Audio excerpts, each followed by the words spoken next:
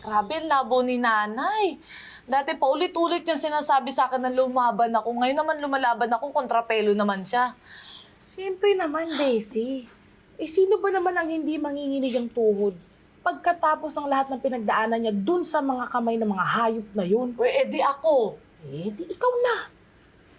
Ito naman Bessie, bukod naman kasi sa sangkatutak na balljack na inabot ng nanay mo, muntik pa siyang mategi. Di siyempre, natatakot lang yun sa mga pwede pang mangyari sa inyo. Yun nga yung sinasabi ko sa kanya na natuto na ako. Di ba nakita mo naman lahat ng nagbago sa akin sa lahat ng mga kaya kong gawin, di ba, Bessie? Ginagawa ko lang naman to, hindi naman para lang sa aming dalawa kundi sa lahat ng mga naapi at maaapi pa lang nila. Alam ko naman na mabuti ang intensyon mo, kaya mo nagagawa to. Pero, Bessie, baka siguro dapat pause ka muna. Kung ayaw mong lumaki yung tampuhan nyo ng nanay mo, baka siguro dapat isantabi mo muna lahat ng mga plano mo. Kahit saglit lang, di ba? Abangan na lang natin muna ang susunod ng mga kabanata. Di ba? Sala.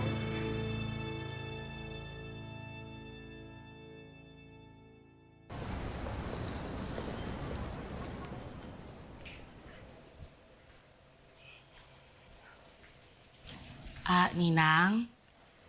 Gamot niyo po. Ninang?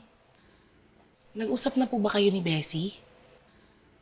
Hanggat hindi niya sinasabi sa akin na ititigil niya yung kabulos sa ganyang plano, hindi ko siya kakausapin. Ninang naman, huwag niyo na hong tiisin si Bessie. Pag-usapan niyo na po yan. Pero, yung walang talakan yung maayos na pag-uusap. Hindi na kailangan ng usap-usap. Sundin niya yung gusto ko, tapos ang usapan. Ninang, lalo pong hindi makikinig si Bessie kung magiging matigas po kayo. Sa tingin ko naman po, kapag naipaliwanag niyo po ng maayos, maintindihan niya po kung saan po kayo nanggagaling. Yun na nga po, tita. Tumututol talaga si nanay sa mga plano natin laban sa elite squad Yeah. But that doesn't mean na ititigil na natin to. Look, we've already done so much. Ayoko namang masayang lahat yun. Tutuloy pa rin naman po natin lahat ng plano pero tita baka prumeno lang ako ng konting-konti. Maglalambing lang sana ako kay nanay para hindi na po siya magtampo. We can't afford to do that, Gigi. Masisira ang momentum natin.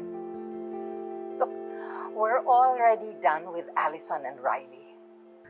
Ang isusunod naman natin ay si Blair.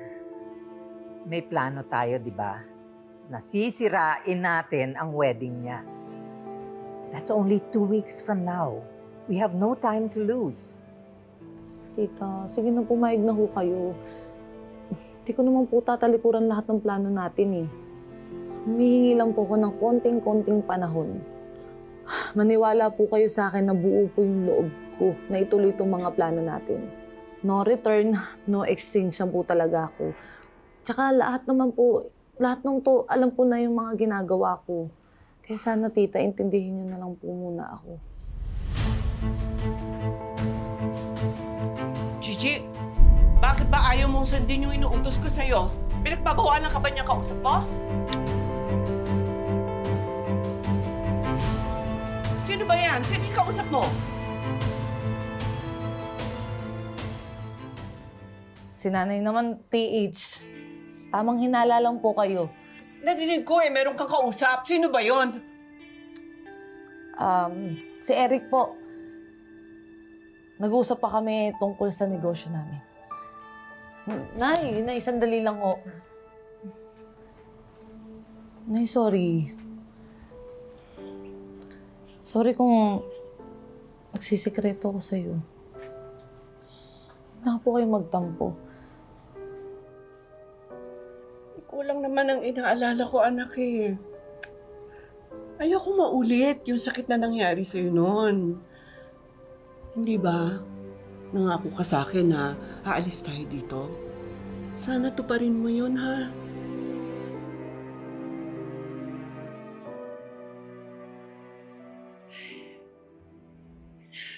Ganito pa talaga ang feeling, no?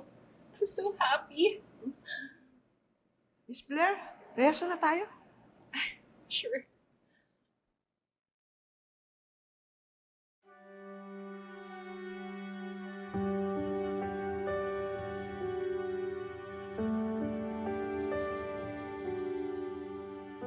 Pag may time ka na, balik ka ha.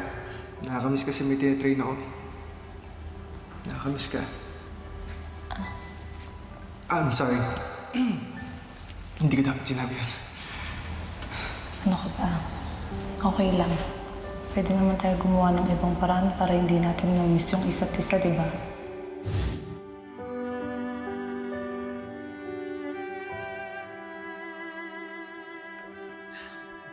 Jared!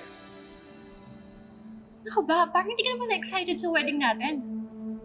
Rehearsals pa lang, wala ka ng gana. I'm sorry. Sorry? Yun na lang talaga sasabihin mo? Ano bang nasa isip mo? Ano bang nagbabother sa'yo? Wala, babe. Medyo sumalin talaga yung pakiramdam ko. Okay, sige. I'll get some meds. No. Wag na. I think I just need some rest. Next time na natin tuloy itong rehearsals. Ano ka ba? In 2 weeks, wedding na natin. Ayoko lang i-delay itong rehearsals. Nakakahiya. I'm sorry, babe. I really have to go.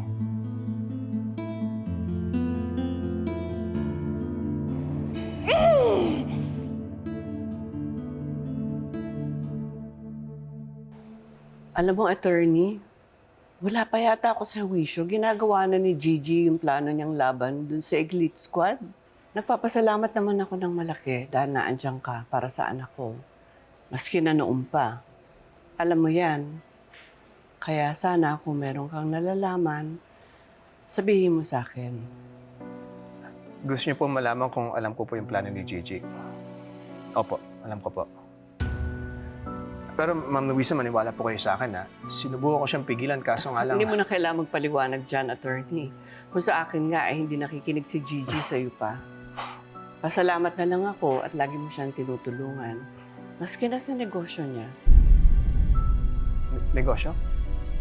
Hindi ba? Nagkaroon ng konting problema kaya nagkausap kayo kanina?